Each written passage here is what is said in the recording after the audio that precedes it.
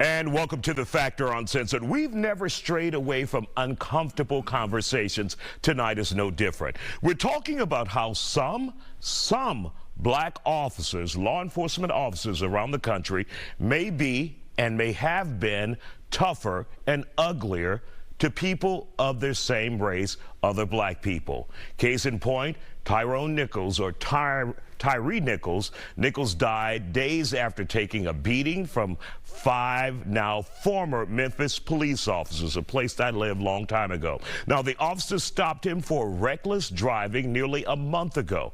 Police have not publicly released a video showing what all happened. His family watched a copy on Monday and compared the footage to the 1991 beating of Rodney King. All 5 officers have been fired from the force. We know this is not all black officers, but some. Some are unusually hard on other black people.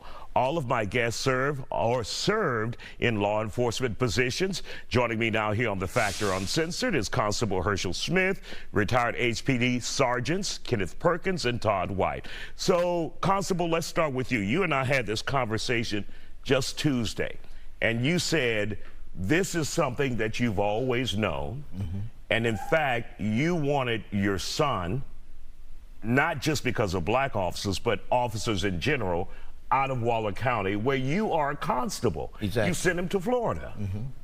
Well, you know, a lot of times, you know, as African American, once we get stopped, you know, a lot of people, they are nervous, they're afraid.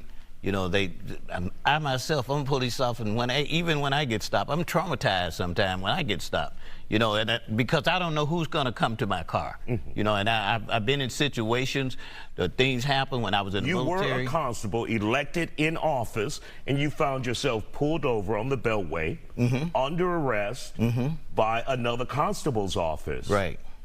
Tell us about that really quick. And what was that like for you? It was very traumatizing, and you're very traumatizing. And when I got out of the car, before I got out of the car, I was afraid. I kept my hand on the steering wheel. I kept looking in the rearview mirrors. I saw guns at me, and I'm wondering what in the heck going on, you know? You're a constable in your unit. In my unit, in my patrol, in my uniform, all of the above, but they did not have any respect for me as an African American, you know. And once I told them I was elected official, they even ignored that. They ignored all of it.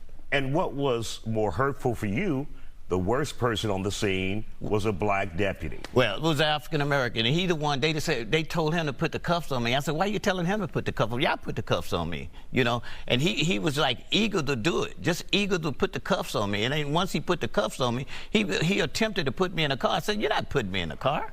I haven't done anything wrong. I refused to get in the car with him. Sergeant Perkins, I've known you for many years. When this subject comes up, is this a subject that's real, that some black law enforcement officers are tougher on blacks than they are any other race? Well, let me say this, and I can be perfectly honest about the situation. I have never experienced this during my career where I've seen black officers being tougher on minorities. It's always been my position. The same treatment I treat every other person, regardless of their race or gender. I applied the law evenly across the board.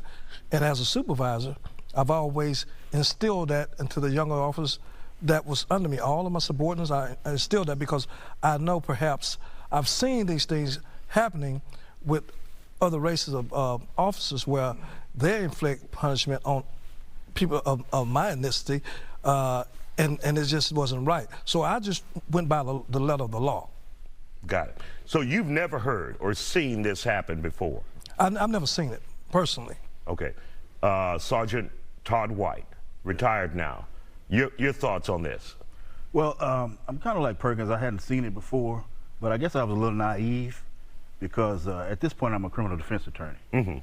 And I defend clients, and I find that officers, to my surprise, fabricate evidence, lie, and do a lot of things that I didn't believe they did when I was a police officer. I'd never seen it as a police officer. As a defense attorney, I'm seeing it, and I'm seeing it happening to blacks. I don't know if it's more of a socioeconomic problem. I think that's a part of it, because blacks tend to be disproportionately in poor neighborhoods, and then the police, you know, take advantage of them because they know they don't have the recourse to fight back. And I've seen that happen, but Now, this is not just white officers, though, right? Who No, may take advantage. No. Matter of fact, I defended a case where it was a black and a Hispanic officer that, you know, stopped the guy, no probable cause, put him in jail. We went to trial and got the conviction overturned, but he was a poor guy in a neighborhood, in a black neighborhood, and they stopped him because he said he's walking in the middle of the street. Well, in the poor neighborhood, there was no sidewalks. Everybody's walking in the street. It was two ditches. It was a street and two ditches. Right. So, you know, because they lacked probable cause, they just threw the catch-all out there that they throw in the poor and black neighborhood. Oh, he's walking in the middle of the street, which gives them carte blanche to just stop whomever they see walking down the street. The hell with the Fourth Amendment. There you go. So, Constable Smith, one of the things you and I talked about when it comes to this problem, this issue, I don't know how Sergeant Perkins has never seen it because I've heard of it as a reporter. People have called me, you know, and I've talked to people. I've experienced it. And sometimes it's the black officers that is the worst. I just don't know how you have missed that in all of your years of experience. Right. But Constable Smith, let's bring you back into this conversation. It's also a lack of respect for the black officer, too, when it comes to a black suspect. You and I talked about that. Right. If black people are not giving black officers respect, then there's something building up in them, an anger or a frustration. Right. Where if it's not happening, if you're not, that quid pro quo, you're not giving me respect, I'm not giving you respect, then I'm going to treat you like crap. Right. And it's you know, I'm going to look at that from a cultural standpoint. When I say a cultural standpoint, you know, when you working in an environment where you probably one of the few black officer among so many others, you know, HPD hadn't been like that in years, but they have had situations like that. But whenever young officers get started in the business, they become a part of that culture. And that culture has been the WA. You know, the WA, you know what the WA is the whoop ass, you know. They had that whoop ass thing going on back in the early 70s and 80s real bad in the black community. And me as an activist seen all this here. And then when I became a police officer, everybody was shocked, you know. That was people that was asking me, what you coming into business for, to be one of us or to spy on us, you know? But the culture was like that, so therefore black young officers, they wanted a job, so they just did things that they was misled to do, you know, even on the scene, you know, they do things they misled to do. And I mean, even when I came into business and began to, at my early age as elected official, I saw a whole lot of things that, and I used to talk to black officers, why you acting like that? You don't have to act like them. This is your culture. You know, you can communicate to a person better than you're communicating to them. And I tell the citizen the same thing. Why are you talking to me like that? You know, but they rather talk to us like that. But when it comes down to the counterpart of other people that work around us, which is another race, but the black and brown always had to suffer the repercussions from our own community. So, Sergeant Perkins, I'm giving you one last chance. You show you ain't seen nothing. It ain't like you snitching on here. It ain't like you snitching. Look, you got to understand, I worked all across the city of Houston, the white area, Hispanic area, and black area. It's probably because I wasn't going to tolerate that type of behavior. It may have started to go in that direction, but I diffused it. So it wasn't like I was going to mistreat anyone, especially in my presence.